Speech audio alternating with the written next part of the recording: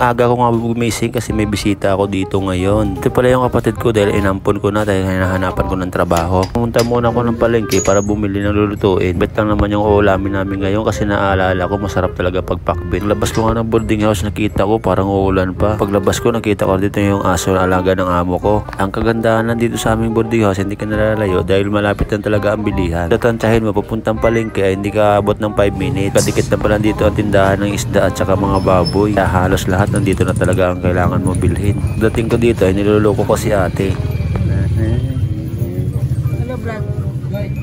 Dito na nga po, pili ako ng pakbit na nahiwa na. Akala ni ate gumagawa lang ako ng reels pero hindi niya alam sa YouTube ko to i-upload. Tignan nyo naman, halos lahat nandito na yung gusto mong biling ulam. Yan talaga ang nagustuhan ko dito sa akin boarding house dahil malapit na yung bibilihan, hindi pa mapapalayo. At saka may mga manok na native na pala din silang binibinta dito. At tignan nyo naman, makakaganda ng ayos ng gulayan nila. Hindi mo na kailangan maghanap pa, kaya nandito na lahat.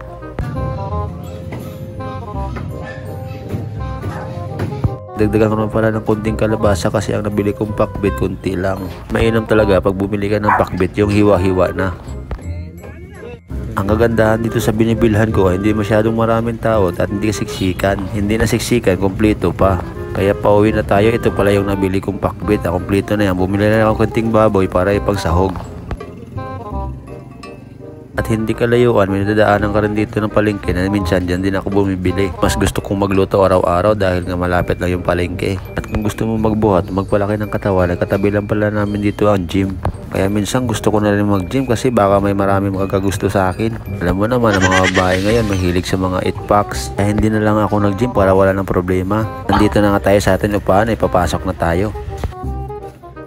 Pagdating ko pala sa bahay, nagsasaing na yung kapatid ko. Yan pala yung bisita ko ngayon dahil inampon ko yan. Inampon ko nga siya kasi nga hinahanapan ko ng trabaho para magkatrabaho naman. House check muna tayo kung gaano kagulo yung bahay namin dahil 5 kami dito. At umpisa na natin paghiwa ng kalabasa na nabili ko dahil dinagdagan ko lang talaga para marami. At saka hinugasan ko na rin mabuti yung pakbit para malinis. At habang ako nagluluto ay ang pusa ko nakasilip na naman. Na nagustuhan ko dun sa kanya ay palagi nang huli ng daga yan. Kaya itong inihiwa ko, daga pala yan na nahuli niya. Yan na yung isasahog natin ngayon. Joke lang, baboy pala kanina yan na binili ko kasama ng pakbit dun na binili ko ng hiwa-hiwa na. Inihiwa ko lang to ng maliliit para maganda gisahin kasi mamaya ito toasted natin yan. At naghiwa na rin ako ng sibuyas. Siyempre hindi mawawala ang kamatis kasi alam niyo man partner talaga yan. Yan pala yung magiging ulam natin ngayong tanghali kasi masarap talaga pag pakbit lalo na kung maraming sahog. Tignan mo naman yung kapatid ko habang nagluluto, nagsisilpon. Kasi sabi ko sa kanya, bantayan mo yan kasi minsan yung gas lumalaki yung apoy. At habang siya ay sumasahing, nagluto na rin. Naglagay lang pala ako ng kunting mantika para panggisa. Inuna ko palang baboy muna sa paggisa. Pag inuna mo yung kamatis at sibuyas ay masusunog. At nung na-toasted na yung baboy, doon ko nalagay ang kamatis at sibuyas. Masarap sa pakbit lalo na yung toasted yung baboy.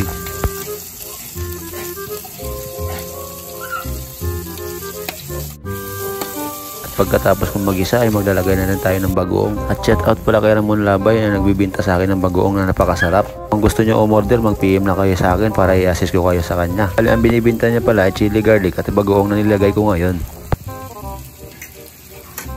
Lagay din pala ako ng bagoong para ito yung magiging palasa niya mamaya. Hindi masyadong madamihan kasi pag nilagay nyo madami to, sigurado aalat, hindi mo makain. At paglagay mo ng bagoong, halo-haloin mo lang hanggang maluto yung bagoong na nilagay mo.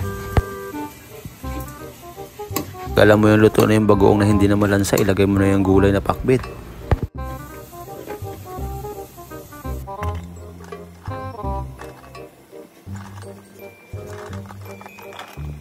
Pagkatapos natin ilagay ang gulay, takpan na natin ito para maluto. Ang maganda magluto niyan, hinaan nyo na yung apoy para hindi sunog. Lumabas muna pala ako, sinilip po yung kapatid ko kung anong ginagawa.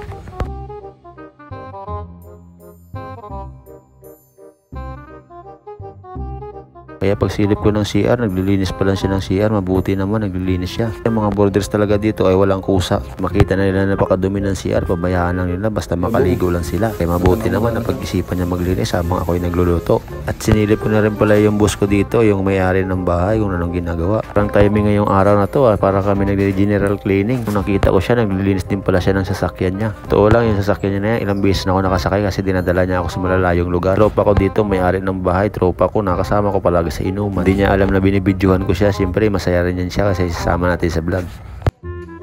Kaya ang kagandahan talaga sa boarding house nila dito ay safe ka dito at saka compound pa. Sa mga taga-Pasay dyan, kung gusto niyo ng boarding house, sabihan nyo lang ako o PM niyo ako o mag-comment lang kayo dyan sa baba dahil napakamura talaga ng boarding house nila dito. Yan pala si Kuya Bong ay retired sundalo. Binalikan ko na nga yung niluluto ko, baka nasunog na. Dito na lang magtatapos ang video natin. Salamat sa panonood, sa walang sawang pagsuporta sa aking YouTube channel. Bye bye! Sana all goods tayo lahat!